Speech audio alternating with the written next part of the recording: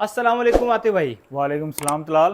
आतिफ भाई कैसे हैं आप और कैसी गर्मी गुजर रही है आपकी? अल्हम्दुलिल्लाह बहुत अच्छा हूँ। और गर्मी तो देखें अल्लाह ताला ने चारों मौसम हमें दिए हुए हैं, तो गर्मी भी गुजर जाएगी इंशाल्लाह, अच्छी गुजर रही है, अच्छा, तो नॉट आतिफ भाई बैड। आज हम आपके पास कुछ दो तीन सवाल लेके आए हैं इंपॉर्टेंट, जो हमारे व्यूवर्स जो हैं हमारे कॉल्स पे और फ़ोन्स पे जो अक्सर पूछते हैं।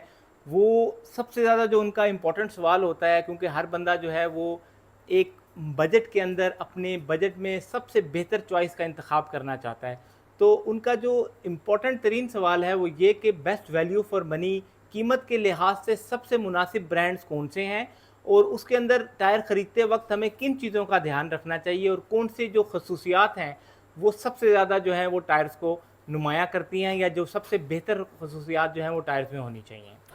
बहुत शुक्रिया तलाल, बहुत ही अहम सवाल है और अक्सर लोग हमसे ये करते भी हैं कि जी आप बताइए कि मुनासिब रेट के ऊपर बहुत अच्छा टायर कौन सा है।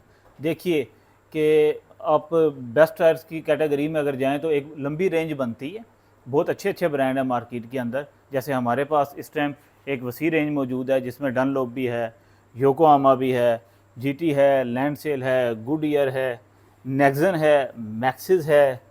ये सारे ब्रांड बड़े फेमस ब्रांड है, वेल नोन ब्रांड हैं और अच्छे ब्रांड्स हैं। अब सवाल जो है आपने जो किया है वो ये है कि मुनासिब बजट के अंदर जो मैं समझाऊँ कि कम पैसों के अंदर बहुत अच्छा ब्रांड, यानी कि आप जो पैसे खर्च कर रहे हैं उसमें मैक्सिमम आउटपुट कैसे ले सकते हैं इन ब्रांड्स में से। तो उसमें हम चलते हैं, देख लेते हैं कि क्या क्या बात चीज़ें हो सकती हैं। मसलन अच्छा टायर अगर आप चाहते हैं मार्केट में लेने के लिए जाते हैं तो आपको क्या चीज़ें चाहिए होती हैं उस अच्छे ब्रांड के अंदर। सबसे पहले जो सबसे अहम चीज़ है वो कंफर्ट लेवल है टायर का, कि जितना कंफर्टेबल, जितना सॉफ्ट टायर होगा उतना ही बेहतर होगा, आपको जर्क नहीं लगेगा, स्मूथ ड्राइव देगा।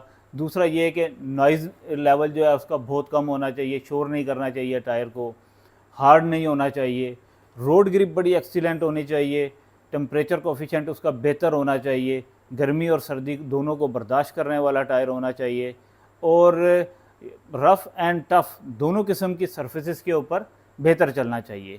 तो ये जितने भी अच्छे ब्रांड्स हैं, मतलब जो वेल नोन ब्रांड्स हैं, उनके अंदर ये क्वालिटीज़ पाई जाती हैं। योकोहामा है, ब्रिजस्टोन है, गुडईयर है, लैंडसेल है, जीटी है, ये जितने भी अच्छे ब्रांड हैं, मैक्सिस है, इनमें ये खसूसियात पाई जाती हैं, कॉमन होती हैं ज़्यादातर। अब आ जाते हैं उस बात की तरफ कि मुनासिब रेंज के अंदर बहुत अच्छा इसके अंदर ऑप्शन कौन सा बनता है। तो मेरे हिसाब से तलाल इस टाइम दो ब्रांड्स ऐसे हैं जिनकी कीमत इंतहाई मुनासिब है और ये सारी खसूसियात उनके अंदर मौजूद हैं, बल्कि कुछ तो थोड़ी सी एक्स्ट्रा ऑर्डनरी भी हैं। तो हम बात कर लेते हैं जीटी और लैंडसेल की, कि ये दो एक ऐसे ब्रांड हैं जो इस टाइम बहुत मुनासिब रेट के अंदर हैं। और क्या रेट हैं, मसलन एक एग्जांपल है, 95 65 15 एक कॉमन साइज़ चल रहा है हमारा आजकल, ज़्यादा बहुत ज़्यादा चलता है। तो उसमें हम छोटा सा एक कंपैरिजन ले लेते हैं योकोहामा के साथ। मतलब योकोहामा का आप टायर देखिए, वो इस टाइम उसकी प्राइस है 25,000 रुपीज़ पर टायर की। और साथ में आप ये जीटी देख लें, इंडोनेशिया का ब्रांड है, इसकी प्राइस है 19,500 रुपये, मतलब 5,500 रुपये आतिफ भाई, मैं पर आपकी टायर के बात ऊपर। काट रहा हूँ, लेकिन हमारे व्यूवर्स की आसानी के लिए अगर आप चार टायरों का रेट दें तो वो ज़्यादा इजी हो जाएगा हमारे व्यूवर्स को समझने में।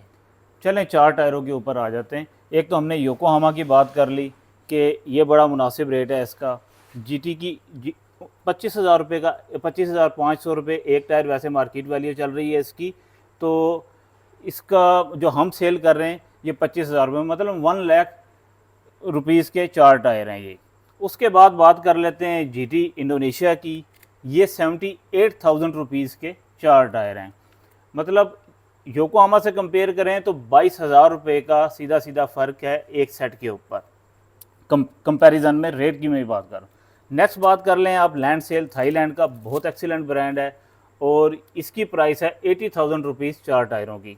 तो इसका कंपैरिजन अगर हम योकोहामा से करें तो 20,000 रुपये स्ट्रेट अवे इन चार टायरों की उसके अंदर जो है ना फ़र्क आ जाता है। तो अब ये 22,000 और 20,000 रुपये का एक मैसिव डिफरेंस है, मतलब मामूली डिफरेंस नहीं है।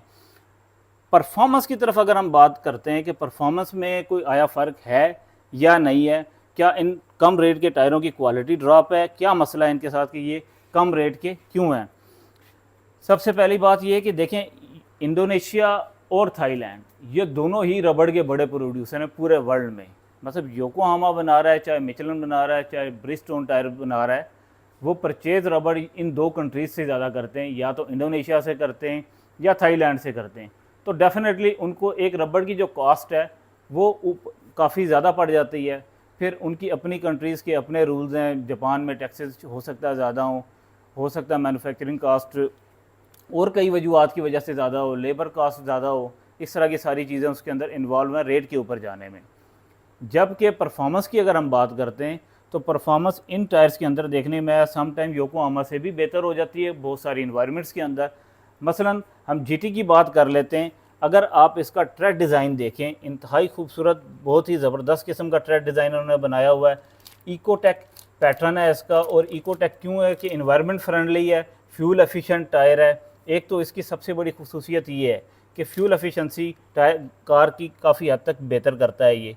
दूसरा इसके अंदर अच्छी बात यह है कि वाटर और एयर क्रॉसिंग के लिए 4 लेयर्स दी हुई हैं। वाटर और एयर के क्रॉसिंग जो है वो वाटर की और एयर की बड़ी इजीली इसके अंदर हो जाती है, किसी किस्म का कम्प्लेक्स किस्म का पैटर्न नहीं है। और दूसरा इसका ट्रेड डेप्थ अगर आप देखें, काफ़ी अच्छी ट्रेड डेप्थ है इसकी। और तीसरी बात इसके अंदर ये है कि इसका डिज़ाइन थोड़ा सा एक्सपेंडेड है, तो इसकी रोड ग्रिप भी काफ़ी इम्प्रूव्ड है। अच्छा, ये तो हो गई वो फिज़िकल, हमने ट्रेड के ऊपर डिस्कस कर लिया कि ट्रेड का इसके साथ क्या ताल्लुक़ है। अब दूसरी बात कर लेते हैं इसके फ़ीचर्स की। तो टेम्परेचर भी इसका ए है, योकोहामा का भी ए होता है। ट्रैक्शन की बात करें, ट्रैक्शन इसका भी ए है, योकोहामा का भी ए ही है। और ट्रेड वियर की बात करें तो 300 ट्रेड वियर का ये टायर आता है, और योकोहामा भी 300 ट्रेड वियर में ही आता है। तो कंपनी की जो रिकमेंडेशन है माइलेजेस के ऊपर, वो योकोहामा की भी सेम है और जीटी की भी सेम है। टेम्परेचर कोफिशिएंट योकोहामा का भी सेम है, जीटी का भी सेम है, ट्रैक्शन भी दोनों की सेम है। अब इसको एक एज ज़रूर है उसके ऊपर, योकोहामा के ऊपर, कि इसका एक तो ट्रेड डिज़ाइन जो है वो इतना सोफिस्टिकेटेड है कि उसका सरफेस कॉन्टैक्ट मैक्सिमम रोड के साथ होता है, उससे रोड हैंडलिंग भी बड़ी अच्छी होती है कार की, और road grip plus noise level बिल्कुल ज़ीरो के हम इसको ज़ीरो ही बोलते हैं, मतलब बिल्कुल सिरे से शोर होता ही नहीं है कार के अंदर। तो अब बात कर लेते हैं नेक्स्ट लैंडसेल ब्रांड की, जो कि मेड इन थाईलैंड है। तो अभी हमने जिक्र किया था कि थाईलैंड भी दुनिया में रबड़ का दूसरा बड़ा प्रोड्यूसर है, जिसमें सबसे मैक्सिमम रबड़ बनती है। अब इसमें आप ये देख लीजिए कि इसका जो ट्रेड डिज़ाइन है काफ़ी, इसका भी एक्सटेंडेड ही है। जैसे जीटी का एक्सटेंडेड ट्रेड डिज़ाइन था, वो भी एक्सटेंडेड ही है। इसमें सबसे पहली बात, एक्सटेंशन की वजह से रोड ग्रिप आपकी इम्प्रूव हो गई। बाकी इन्होंने भी 1 2 3 4 लाइंस दी हुई हैं स्ट्रेट अवे एयर और वाटर क्रॉसिंग के लिए। तो इसमें स्लिपरी वेदर में गाड़ी स्लिप नहीं होगी, मतलब आप एयर कहीं पे ना ब्लॉक हो रही है ना वाटर ब्लॉक हो रहा है, तो स्लिप होने के चांसेस बहुत कम होते हैं। दूसरा, इसकी रोड हैंडलिंग भी बड़ी अच्छी है। इसका अगर आप शोल्डर दिखा सकें, काफ़ी चौड़े शोल्डर बने हैं इसके, कि आप हाई स्पीड में अगर कट लगाते हैं गाड़ी को, तो गाड़ी के उलटने के चांसेस कम हो जाते हैं। अब आ जाते हैं इसके बाकी टेक्निकल फीचर्स की तरफ। इसकी अगर आप दिखा सकें तो ट्रैक्शन देख लीजिए, ये ए है, और टेम्परेचर कोफिशिएंट भी इसका ए है, जो कि योकोहामा और जीटी दोनों में मौजूद है सेम रेटिंग का। सबसे इम्पोर्टेंट बात इस टायर की ये है कि ये 500 ट्रेड वियर का टायर है। अब ये जो 500 का ट्रेड वियर है, ये बहुत कम टायर्स के अंदर देखने को मिलता है। आप इवन ब्रिजस्टोन ले लें, योकोहामा ले लें, गुडईयर ले लें, इनमें आपको 500 का ट्रेड वियर देखने को नहीं मिलेगा। तो ये मैक्सिमम ट्रेड वियर का टायर है।